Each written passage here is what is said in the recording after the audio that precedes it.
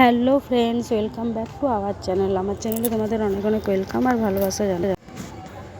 আশা করি তোমরা সবাই খুব ভালো আছো আর আমিও ভালো আছি। তো আজকে ব্লগটা আমি এখন থেকে শুরু করলাম। এখন এই যে সকাল হয়ে গেছে আর সকালে রান্নাবান্না কমপ্লিট করে এখন প্রায় 10টা বাজছে। আমি আর মা রেডি হয়ে গেছি। আমরা দুজন রেডি হয়ে এখন আসানসোল বাজার যাব। আসানসোল বাজারে টুকটাক কিছু কেনাকাটা করার বাকি আছে। তো মা তো বোনের বাড়ি যাবে তো কয়েকদিন পরে, সেই জন্য মা বলছে কয়েকটা জিনিস কিনে নিয়ে যাব। তো সেগুলো এখন কেনাকাটা করতে আমরা যাব। আর এই যে দেখছো দরজাটা কিছুতেই লাগছে না, অনেক কষ্ট করে লাগালাম। তো যাই হোক, এবার হেঁটে হেঁটে বাস ধরার জন্য যাব। বাসে করেই যাব। বেশিরভাগ আসানসোল গেলে আমরা বাসেই যাই, টোটোতে যাই না, কেননা টোটোগুলো ওই সাইডে যেতে দেয়, মানে বাস স্ট্যান্ড পর্যন্ত যেতে দেয় না, ওখান পর্যন্ত বাসগুলোকেই যেতে দেয়। সেই জন্য টোটোতে তো যাওয়ার উপায় নেই, তাই আমাদেরকে বাসেই যেতে হবে। তো বাসে আমরা এখন হেঁটে হেঁটে চললাম, সামনেই বাস স্ট্যান্ডটা, তো ওখানে বাসে চেপে নেব। আর এই যে দেখছো আমরা বাসে করে চলে এলাম। তো মা এখানে বাস স্ট্যান্ডে নেমে পড়ে পান কিনে নিচ্ছে। মা বলছে একটা পান খাবো, তো নিয়ে নিল। যাই হোক, এবার বাজারের দিকে চলে এলাম আমরা।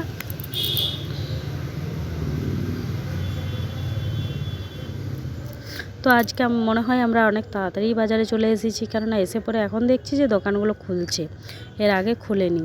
তো যাই হোক, যতক্ষণে মল টল টুকটাক ঘোরাঘুরি করবো ততক্ষণে দোকানগুলো সব খুলে যাবে। তো এখানে প্রথমেই আমরা মলে ঘুরে নেব একটু, তারপরে বাকি দোকানগুলোর জিনিস কেনাকাটা করব।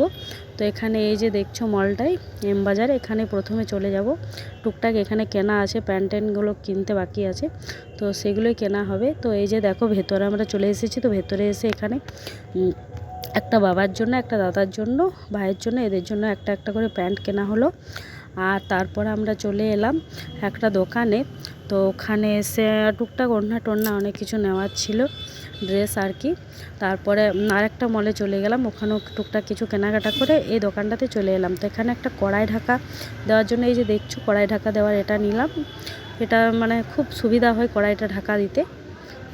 তারপর আমরা চলে এলাম সোজা নাইটির দোকানে। তো নাইটির দোকানে দেখছো নাইটিময়, যত পারবে নিয়ে নাও। এত নাইটি আর এত ব্লাউজে দারুণ দারুণ কালেকশান আছে এই দোকানটাতে। তো যাই হোক, আসানসোলে প্রায় সব দোকানেই মানে কালেকশান দারুণ, খুবই সুন্দর সুন্দর জিনিস পাওয়া যায়, তাই বারবার আসি এখানেই নিয়ে যাই। আর তারপর আসার সময় বাস থেকে নেমে আমরা যখন বাড়ির দিকে হেঁটে আসছিলাম, তখন রাম মন্দিরের ওখানে প্রসাদ দিচ্ছে। তো সেখানে আমরা পায়েস, আমি পায়েস নিয়ে নিলাম। পায়েস নিয়ে খাওয়া দাওয়া করা হয়ে গেল।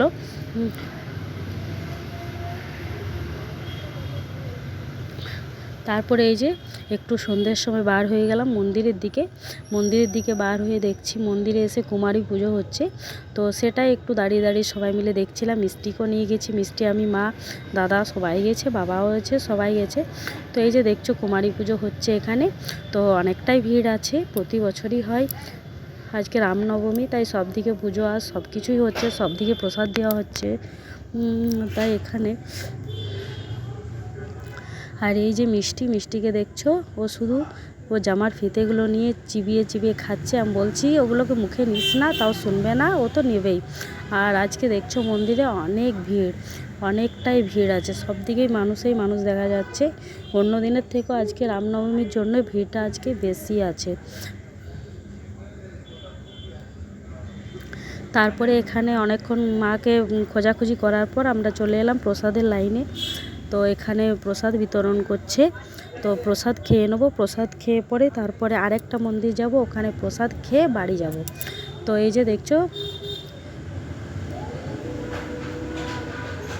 মা বিপত্তারিণী মা কি সুন্দর আজকে দেখাচ্ছে, দারুণ সাজিয়েছে, খুবই সুন্দর লাগছে দেখতে। আর এখানে এই যে প্রসাদের লাইনে আমরা দাঁড়িয়ে গেছি। তো এখান থেকে প্রসাদ নিয়ে নেব, প্রসাদটা নিয়ে তার বাড়ি যাব, বাড়িতে রেখে আবার আরেকটা মন্দিরে যাব, ওখানে প্রসাদ খাবো, প্রসাদ খেয়ে তার বাড়ি আসবো। তো চলো আজকে ব্লগটা আমি এখানেই শেষ করলাম। সবাই ভালো থেকে সুস্থ থেকে আমার চ্যানেলটা সাবস্ক্রাইব